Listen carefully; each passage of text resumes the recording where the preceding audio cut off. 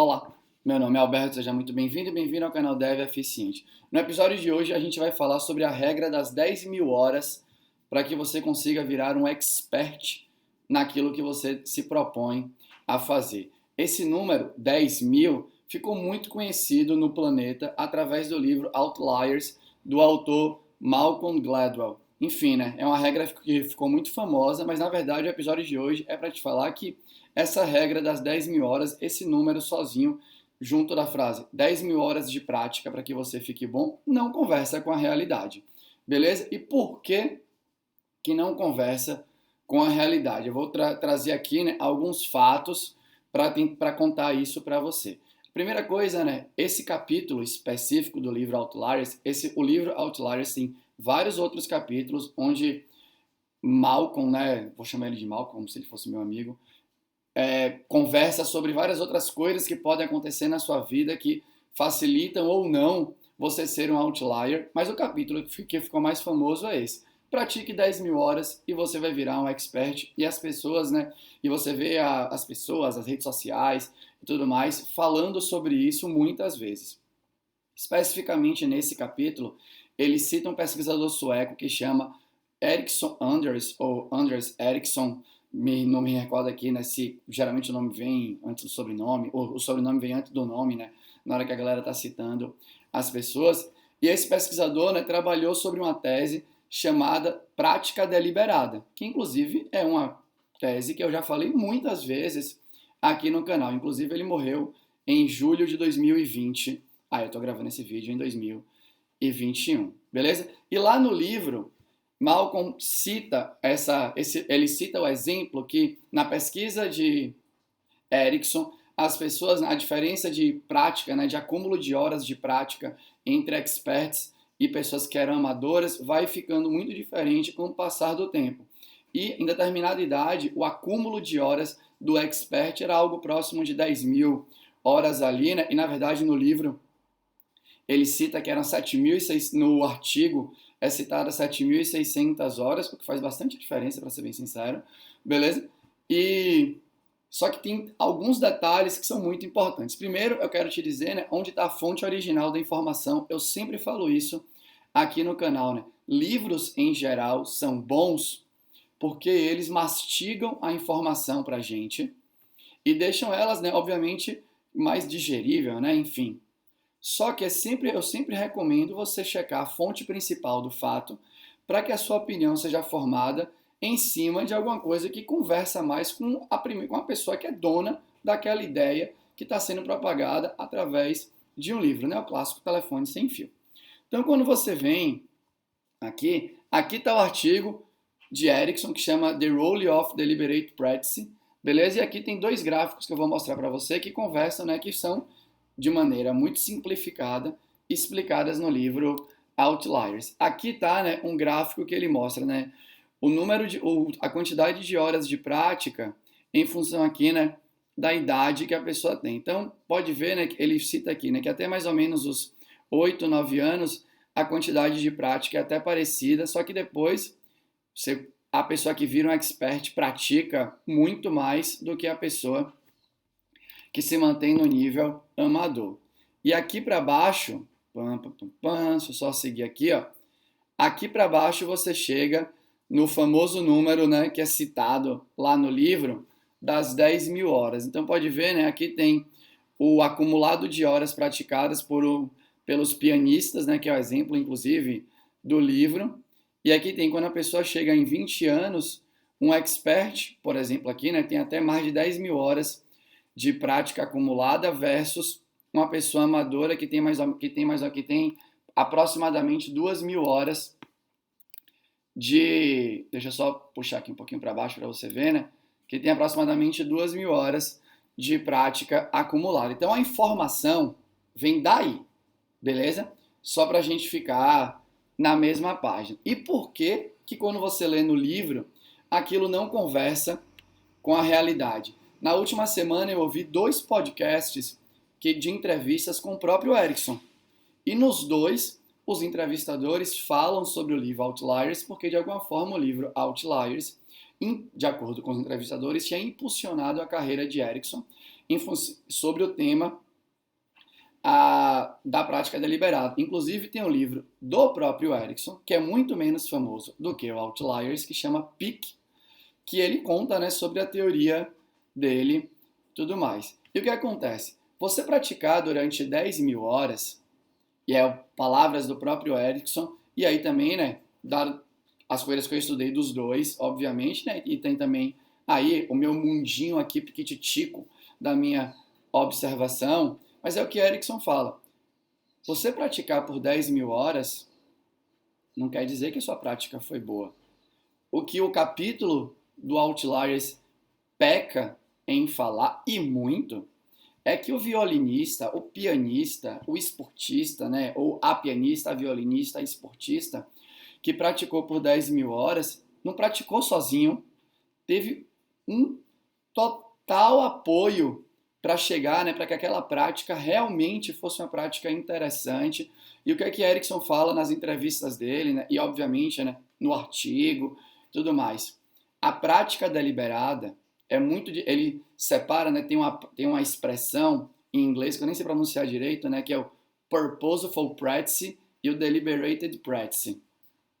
Então, quando a gente está sozinho, que a gente pratica com esse tal de propósito, que a gente quer melhorar e tal, é muito legal, mas a prática solitária te deixa completamente cego ou cega em relação às coisas que você pode fazer. Por exemplo, imagina que você está programando. Como é que você sabe que você está programando no nível legal? Como é que você sabe que a velocidade que você está fazendo aquela funcionalidade está boa enquanto você está treinando? Como que você sabe que o código que você está produzindo é um código supostamente interessante para um trabalho, por exemplo, em equipe, quando você está treinando? Como você sabe que os comportamentos que você apresenta, se você estiver ali treinando sozinho, ou com algum colega seu, ou alguma colega sua, ou num grupo de pessoas, que isso hoje também ficou muito famoso na internet, né? Treine em grupo, treinar em equipe é mais legal, tudo mais. E tem um monte de gente, né? Tipo, sei lá, eu e você que está conversando, imagina que a gente, nós dois, ou nós três, nós quatro, não saibamos direito sobre determinado assunto, os quatro vão aprender juntos, e por que isso não está escrito nesses lugares, né? No Outliers não está escrito isso, muito menos na prática deliberada, e só para deixar claro, inclusive a tese da prática deliberada também tem muitas contestações quando foram buscar, né, esse tipo de informação no campo da performance. Então, a brincadeira é quando você está praticando sozinho ou num grupo de pessoas do mesmo nível do que você, é muito difícil você colocar desafios, né, práticas que são progressivamente mais desafiadoras, que a ideia, o próprio Erickson fala, se você está fazendo uma coisa, a mesma coisa, por muito tempo, do mesmo jeito, no mesmo nível de desafio, onde que está a sua melhora?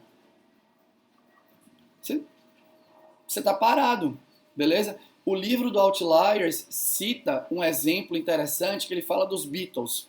E ele cita que entre os Beatles começarem a fazer shows e estourarem para o planeta, eles fizeram muitas turnês, né, em países da Europa, ele cita especificamente a Alemanha, e no livro Outliers ele fala assim, os Beatles ficaram muito tempo no palco, para tentar mostrar que tempo de palco foi o que fez os Beatles ficarem melhores músicos. E o próprio Erickson fala que, claro que não foi o palco. Quando você está no palco, o seu interesse é fazer um show. Eu já falei isso algumas vezes, né, que toda oportunidade da sua vida é uma oportunidade de aprendizado, sem dúvida nenhuma. Só que quando você está num ambiente de competição, então o palco para um show, e é isso que Erickson fala, os Beatles em cima do palco fazendo um show, o que eles queriam era entregar diversão, entretenimento, obviamente, para as pessoas, e que aquele lugar onde eles estavam tocando chamasse eles de novo para tocar. Eles não necessariamente precisavam tocar uma vez melhor do que a outra enquanto estavam no palco. A prática de músico veio fora do palco. O show, a competição, não é um ambiente propício. Então, por exemplo, se você planeja investir 10 mil horas da sua vida em ambiente de competição, esperando que essas 10 mil horas da sua vida sejam suficientes aí para você realmente ficar muito bom, né? Aí dá para fazer, talvez, uma conta de matemática, uma conta simples, que é Você trabalha 8 horas por dia, beleza? 5 dias por semana. A gente pode colocar, né? 8 horas por dia, sei lá, o ano tem 365 dias, sei lá quantos dias a gente trabalha, talvez 300 dias. E aí, se você multiplica isso tudo por 5, por exemplo, né? Por 4, quer dizer que em 4 anos trabalhando todos os dias da sua vida em determinado campo, você vai atingir 10 mil horas. Quer dizer que você virou um expert? É óbvio que não.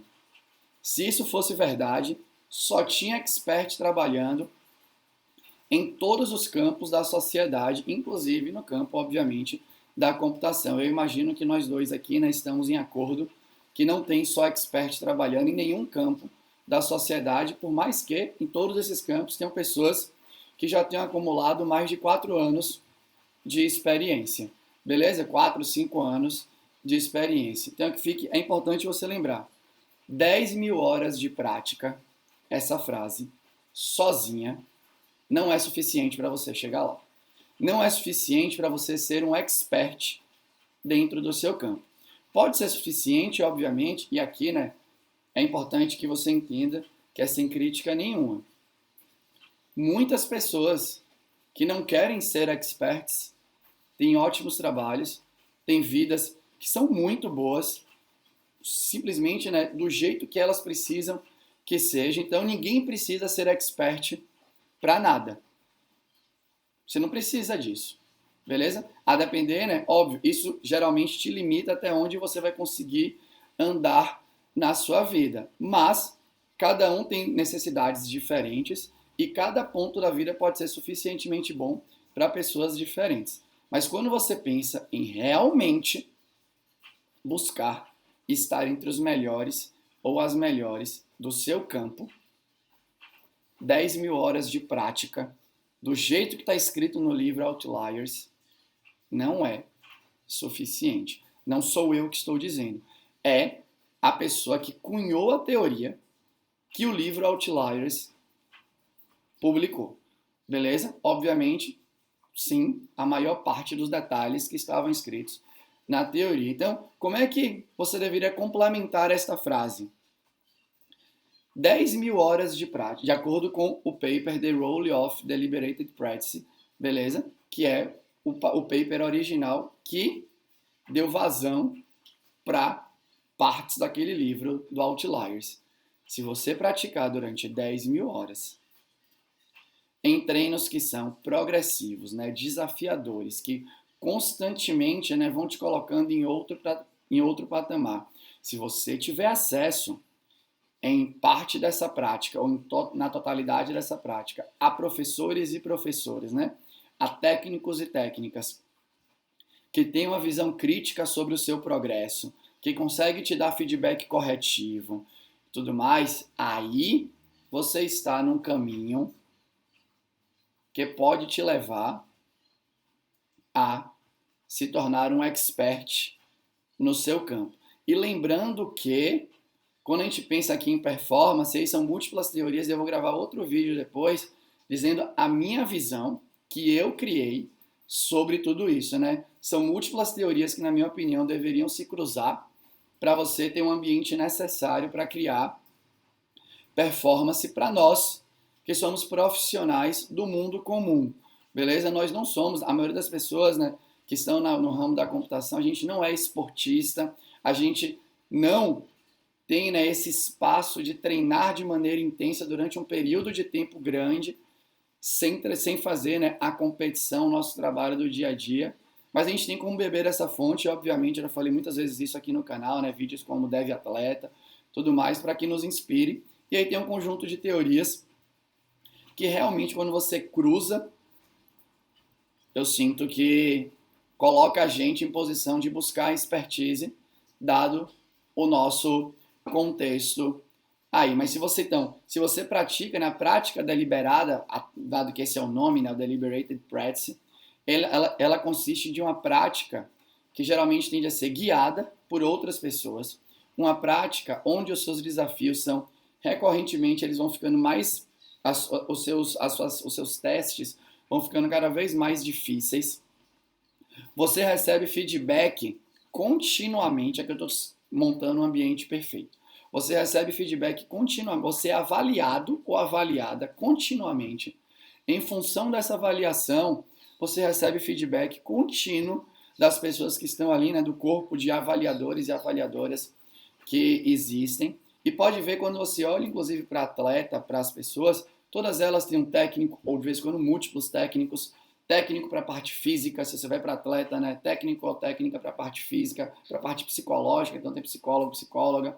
Tem o técnico, literalmente, para a técnica que precisa executar. Então, existem várias coisas que acontecem para você chegar no altíssimo nível, né? No nível brutal. Tanto que são, né? É uma parcela ínfima da sociedade que chega lá. Beleza? Mas você não precisa ser um super atleta para ser expert no campo de desenvolvimento de software. É um outro tipo de competição. É um outro tipo de jogo que a gente está fazendo aqui. Mas dá para a gente se inspirar nessas teorias para que a gente crie, né, consiga perceber se está participando de um treinamento que realmente, de alguma forma, seja inspirado pelas teorias que te levam a virar um expert, beleza? Então, de novo, toma muito cuidado quando você lê livros que falam uma frase que é muito impactante e que começa a te guiar. Qualquer coisa que seja unidimensional tende a ser pobre. Praticar 10 mil horas. Então, qual que é o seu indicador aqui, né, de expertise? 10 mil horas. Pobre. Pobre. Qual que é o meu único indicador de expertise? O tempo inteiro, né? Eu aqui, né, não vou te dizer o tempo, mas eu tive um professor. Quer dizer que eu sou expert? Não. Porque tem um professor, por exemplo, um dia, não vai te ajudar em nada. Beleza? Então você tem que juntar, você tem que ter tempo, óbvio, tempo é uma variável importante, mas que fique claro, não é a única variável. E de novo, né, as 10 mil horas, mesmo no paper de Erickson, é um número para uma determinada atividade que foi feita. Muita coisa já foi pesquisada sobre isso depois da publicação do paper, que foi, se não me engano, em 93, ou algo do gênero. Beleza? São múltiplos campos onde você tem que buscar expertise, campos com necessidades de performance muito diferentes.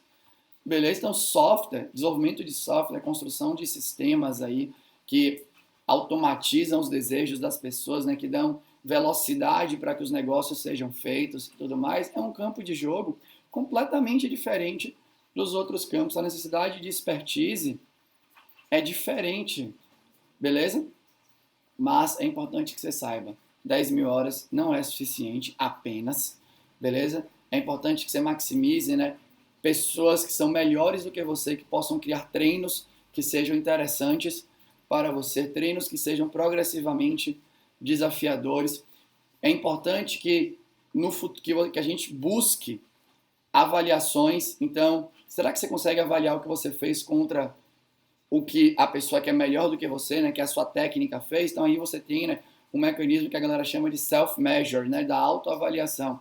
Você pode não ter o feedback contínuo da pessoa, beleza? Da pessoa ali, né, que é o seu guia naquele momento, mas você pode ter a resposta que ela deu para aquele mesmo teste que você fez, e em função daquela resposta, comparando a sua resposta com a dela, você pode se colocar em determinada posição de reflexão.